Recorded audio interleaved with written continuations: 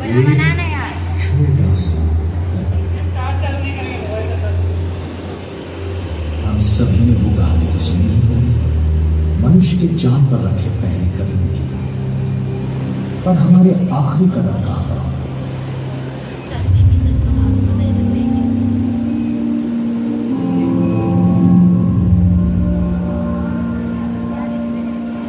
दिसंबर 1972 दो अंतरिक्ष यात्री धातु से बनी एक छोटी सी कैप्सूल में सवार होकर पृथ्वी की ओर लौटने की तैयारी में थे। अपोलो 17 के चालक दल में चांद पर कदम रखने वाले पहले वैज्ञानिक शामिल थे।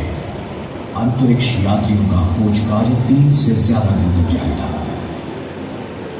उन्होंने कई प्रयोग किए और उससे पहले हुए किसी भी मिशन से ज्यादा सतह का परीक्षण किया।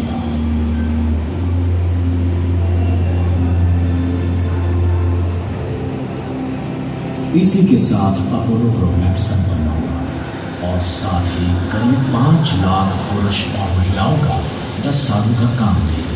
अमेरिका और रूस के मुकाबले में, जिसे स्पेस रेस के नाम से जाना जाता है, मानवता ने यह साबित कर दिया कि हम चांद पर चल सकते हैं।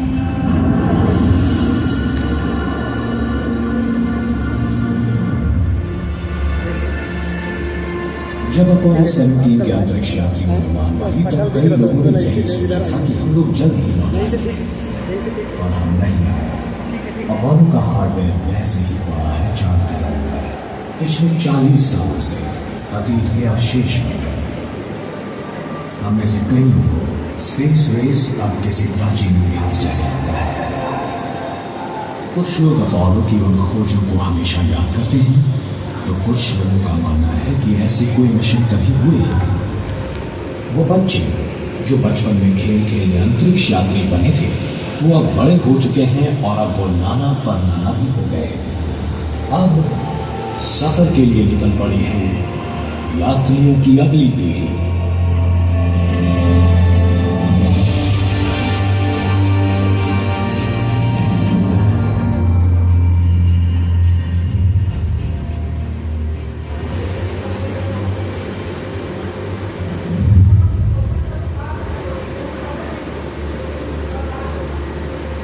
अंतरिक्ष में मनुष्य का साहसी भ्रमण लेने से पहले हमने हमारे सामने खड़ी होने वाली संभावित चुनौतियों को समझने के लिए हमारे रोबोटिक एक्सप्लोरर वहां भेजे।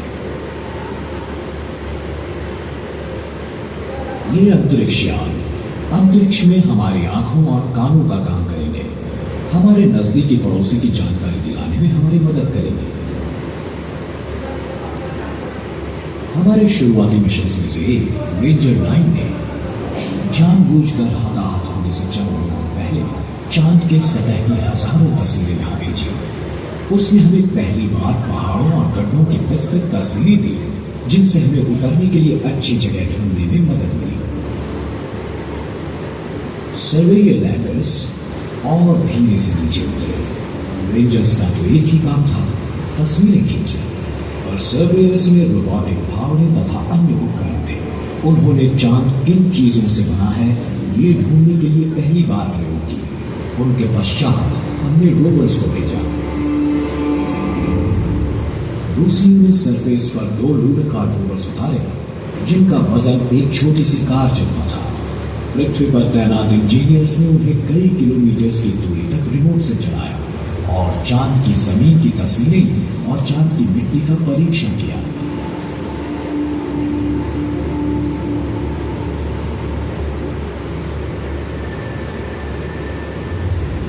वैज्ञानिक आज भी इन ऐतिहासिक मिशन में पाई गई जानकारी और नमूनों का अभ्यास कर रहे हैं, पर इन शुरुआत में आए मेहमानों ने हमें सिर्फ उन विभागों के बारे में बताया जिन पर वो उतरे थे, और स्पष्ट चित्र पाने के लिए हमें चांद को उसकी कक्षा से देखने की जरूरत है।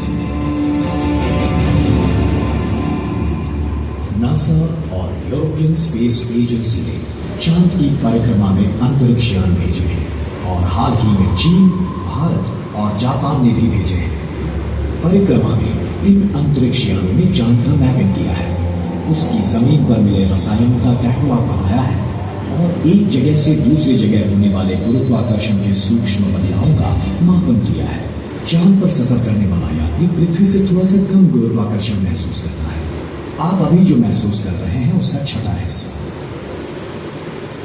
चांद की गहराई से उठा भूकंप यात्री को पूरी तरह से हिला सकता है। छोटा सा चांद बड़ी पृथ्वी की परिक्रमा करता है। जब वो महीने में एक परिक्रमा पूरी करता है, उसकी एक बाजू हमेशा पृथ्वी के सामने होती है।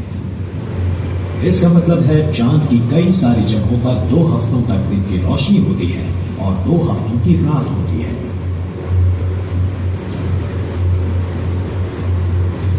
सूरज की गर्मी को फांसने के लिए वातावरण की कमी होने की वजह से तापमान 100 डिग्री सेल्सियस से भी ज्यादा हो जाता है और बाद में -150 डिग्री सेल्सियस से भी कम हो जाता है। चांद के यात्री को तापमान में होने वाले इस विस्तृत उतार चढ़ाव का सामना करना पड़ता है, पर चांद के हर एक हिस्से पर इन चरम सीमाओं का अनुभव नहीं होता। ध्रुवों के नजदीकी इलाके में कुछ पहाड़ों पर हरदम सूरज की रोशनी होती है और कुछ गहरे गड्ढों में हमेशा अंधेरा होता है। एलक्रॉस नाम का एक अंतरिक्ष यान इन्हीं अंधेरे गड्ढों का अध्ययन करने एक तरफा मिशन पर निकला। इस अंतरिक्ष यान के प्रहार के प्रभाव से करोड़ों वर्षों से सूरज की रोशनी से छिपे हुए द्रव्यों का बादल निकला। इस बादल के भीतर एलक्रॉस डिटेक्टर्स को शुद्ध बर्फीला पानी मिला। ध्रुव पर पाया गया पानी चांद पर लोगों के जीवन के लिए मदद कर सकता है। हम पानी पी सकते हैं और उसका उपयोग अनाज के लिए भी कर सकते हैं और ऑक्सीजन, हाइड्रोजन में उसका विघटन भी कर सकते हैं। हमें सांस लेने के लिए ऑक्सीजन जरूरी है, पर हम ऑक्सीजन और हाइड्रोजन का उपयोग रॉकेट का ईंधन बनाने के लिए भी कर सकते हैं। चांद पर अन्य संपदा भी है, जैसे एल्यूमिनियम, लोहा, सोना और प्लेटिनम भी। ये हमारी पृथ्वी पर मदद कर सकते हैं, चांद पर जीवित रहने के लिए मदद कर सकते हैं और दूसरे विश्वों में या उससे परे सफर करने